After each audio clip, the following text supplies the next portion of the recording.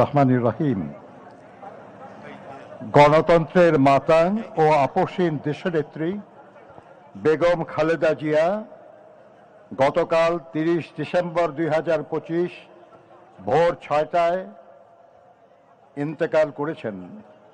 ইন্না লিল্লাহি ওয়া ইন্না ইলাইহি রাজিউন। আমরা তাঁর আত্মার মাগফিরাত কামনা করছি এবং পরম করুণাময় আল্লাহ তাআলার দরবারে প্রার্থনা করছি তিনি যেন আমাদের সকলের পরম শ্রদ্ধেয় নেত্রীকে জান্নাতুল ফেরদৌস নসিব করেন। ওনার মৃত্যু সংবাদ মুহূর্তের ভিতর ছড়িয়ে পড়লে দেশ বিদেশে সকল বাংলাদেশি মানুষ শোকে বিহ্বল হয়ে পড়ে এবং মূল ধারা থেকে সোশ্যাল মিডিয়া পরিপূর্ণ হয়ে ওঠে তাদের দোয়া ও প্রার্থনায়। অন্যদিকে পুরো বিশ্বের রাজনৈতিক পরিমণ্ডল থেকে আসতে শুরু করে আন্তরিক শোকবার্তা। দেশনেত্রী বেগম খালেদা জিয়া জন্মগ্রহণ করেন 1945 সালে। শৈশব থেকেই তিনি পরিচ্ছন্ন এবং পরিপাটি থাকতে পছন্দ করতেন। ফুলের প্রতি ছিল তার গভীর অনুরাগ।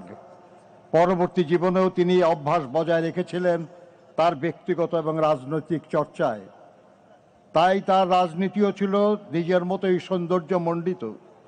ফুলের প্রতি অনুরাগের কারণেই হয়তো সবচেয়ে কঠিন সময়েও তার সকল রাজনৈতিক বক্তব্যও থাকত সুশোভিত। 1960 সালের 5 আগস্ট তৎকালীন সেনাবাহিনীর চৌকস কর্মকর্তা ক্যাপ্টেন জিয়াউর রহমানের সাথে তিনি বিবাহ বন্ধনে আবদ্ধ হন। তাঁদের 2 পুত্রের মাঝে জ্যেষ্ঠ পুত্র তারেক রহমান বর্তমানে বাংলাদেশ জাতীয়তাবাদী দলের ভারপ্রাপ্ত চেয়ারম্যান এবং কনিষ্ঠ পুত্র আরাফাত রহমান কোকো স্বৈরাচারী আওয়ামী লীগ সরকারের রাজনৈতিক প্রতিহিংসার শিকার হয়ে মালয়েশিয়ায় অবস্থানকালে প্রকৃতপক্ষে বিনা চিকিৎসায় 2015 সালের 24শে জানুয়ারি মাত্র 45 বছর বয়সে ইন্তেকাল করেন। তার লাশ যখন ঢাকায় আসে তখন তার মা দেশনেত্রী বেগম খালেদা জিয়াও ছিলেন তার গুলশান অফিসে সেই একই সরকারের প্রতিহিংসার শিকার হয়ে অন্তরীণ। দেশনেত্রী বেগম খালেদা জিয়ার রাজনীতিতে আগমন ছিল আকস্মিক, কিন্তু দেশের প্রয়োজনে তা ছিল অনিবার্য। 1981 সালের 30শে মে কতিপয় বিপদগামী সেনা কর্মকর্তার হাতে রাষ্ট্রপতি জিয়াউর রহমান বীর উত্তম শাহাদত বরণ করার পর দলীয় সরকারের ভিতরেই ষড়যন্ত্রকারীরা তৎপর হয়ে ওঠে। সাংগঠনিকভাবে বিএনপি এবং সরকার দুর্বল হয়ে পড়ে। সেই সময় দল এবং দলীয় নেতাদের মনোবল অটুট রাখার লক্ষ্যে 1982 সালের 3 জানুয়ারি দেশনেত্রী বেগম খালেদা জিয়া বিএনপির সদস্যপদ গ্রহণ করেন। শুরু হয় তার রাজনৈতিক জীবনের ক্লান্তিহীন পথ চলা।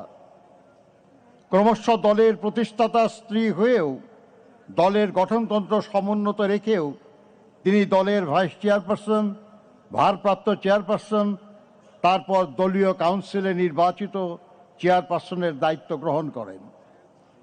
তার 43 বছরের রাজনৈতিক জীবনের 41 বছরই তিনি দেশের অন্যতম প্রধান রাজনৈতিক দল বিএনপির শীর্ষ নেতা হিসাবে নেতৃত্ব দিয়েছেন, দলকে সুসংহত করেছেন, শক্তিশালী করেছেন।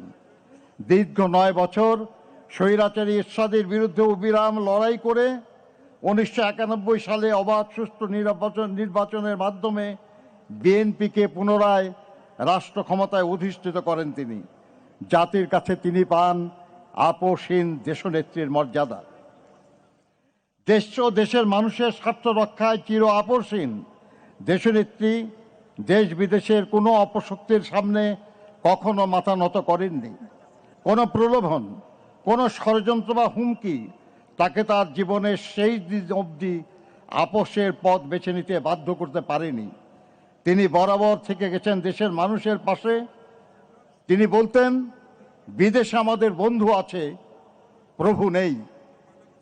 জনগণের কল্যাণে গ্রহণ করেছেন একের পর এক যুগান্তকারী সব কর্মসূচি।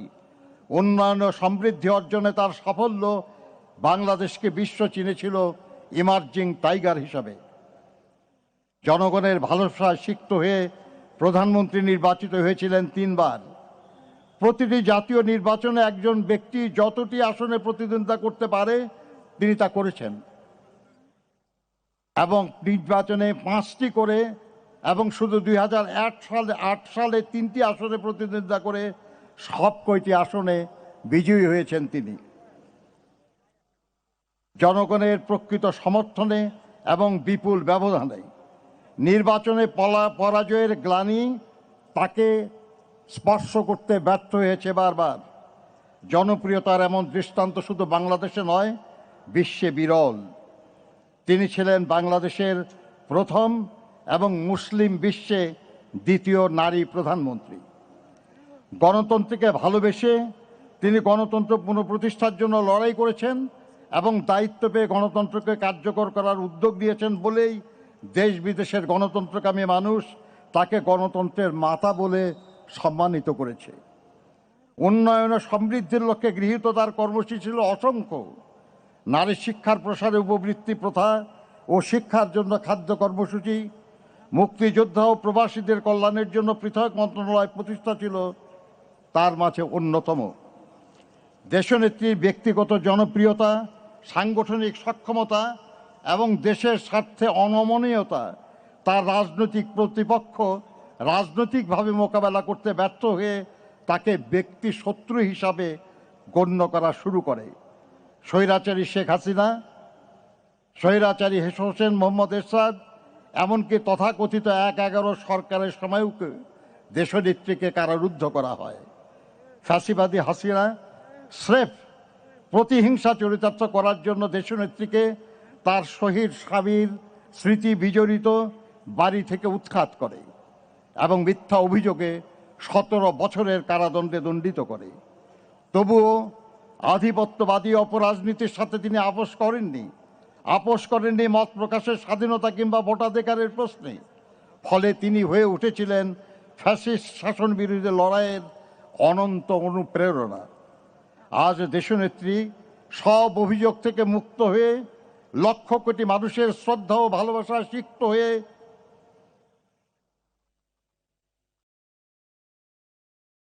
আজকেই জানা যায় আমাদের সামনে আছেন। অন্যদিকে যারা তাকে জেলে পাঠিয়েছে, যারা তাকে গৃহহীন করেছে, তারা রান্না করা খাবার খেতে পারেনি, পালিয়ে যেতে বাধ্য হয়েছে।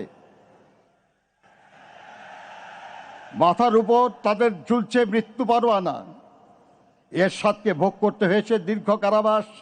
1/11 সরকারের প্রধান ব্যক্তিরাও দেশত্যাগে বাধ্য হয়েছে।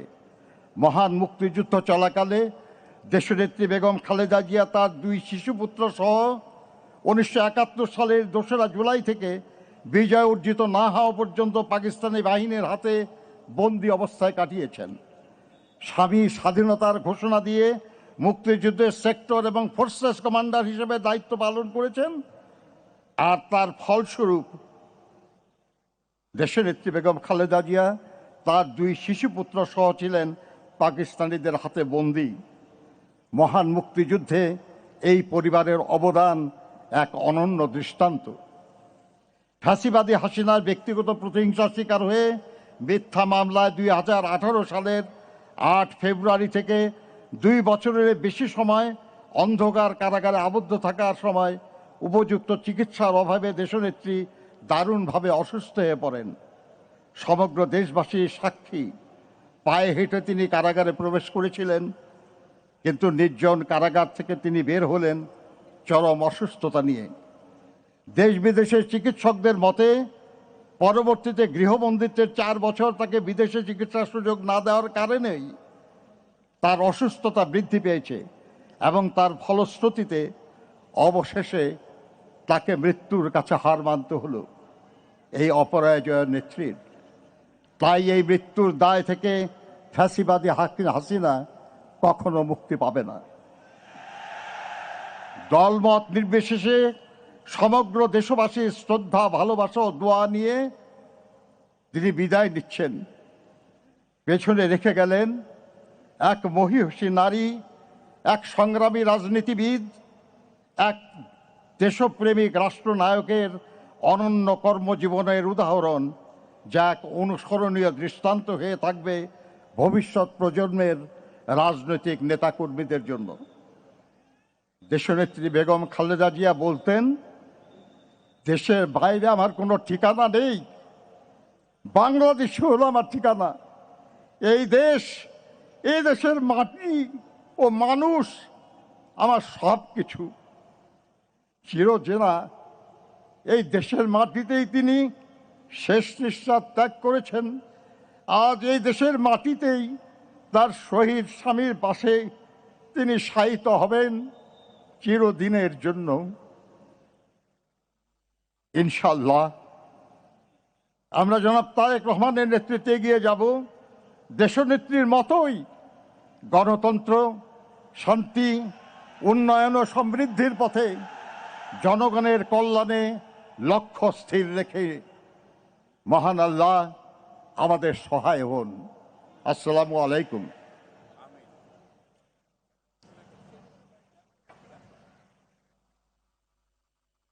সুধীমণ্ডলী এবং উপস্থিত ভাই ও বোনেরা, এখন পরিবারের পক্ষ থেকে এবং বাংলাদেশ জাতীয়তাবাদী দলের পক্ষ থেকে আপনাদের সামনে বক্তব্য রাখবেন বাংলাদেশ জাতীয়তাবাদী দলের ভারপ্রাপ্ত চেয়ারম্যান জনাব তারেক রহমান।